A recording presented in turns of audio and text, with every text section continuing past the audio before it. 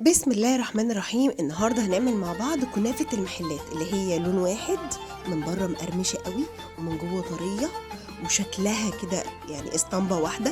هقولك على كل التريكات بتاعت المحلات. تقدري تعمليها سادة بالمكسرات، هنعملها مع بعض خطوة بخطوة وسهلة قوي وبسيطة قوي. اول حاجة هنجيب الصينية بتاعتنا. انا طبعا جبت اصغر حاجة عشان نجرب مع بعض الطريقة دي. نحط سمنة كتير. انا مش هحط سمنه خالص على الكنافه، الطريقه دي جديده بتاعت المحلات وانا قلت اجربها وطلعت روعه يا جماعه.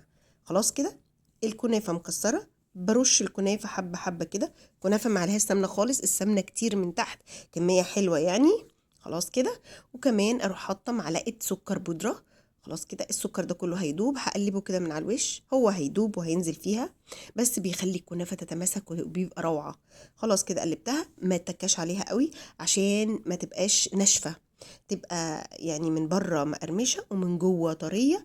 وده ما اتكاش عليها جامد، يعني ما تغطهاش جامد. واحط بقى معلقتين تلاتة كده سمنة من فوق الوش. خلاص كده امسح بقى الصينية من على الحرف كده عشان ما يبقاش فيها سمنة ولا سكر ولا حاجة.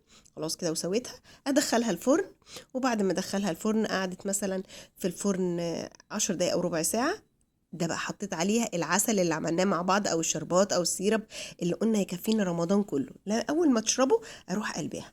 بصوا بقى الجمال بعد ما اتقلبت، شايفين طالعه شكلها ازاي؟ بصوا شكلها بجد، شكلها يعني اجمل من الجاهزه. بجد حلوه قوي. وتقدري تقدميها كده، تقدري تحطي عليها مكسرات. انا حطيت عليها فستق، تقدري تحطي سوداني، اي جوز الهند، زبيب، اي اللي انت عايزاه. يعني انا عملت اتنين، عملت واحده ساده وعملت واحده بالمكسرات. خطيرة وطعمها حلو قوي، ومن جوه طرية جدا ومن بره مقرمشة. بصوا هنقطعها مع بعض. بصوا والحتة متماسكة ازاي. طبعا دي كمان كانت لسه سخنة، يعني بصوا باينة انها من جوه طرية ومن بره مقرمشة. اهو جبت الشوكة. خطيرة طعمها حلو قوي. بجد اللي يجرب الوصفة دي وصفة الكنافة اللي بتتباع بره بتاعت المحلات بالظبط.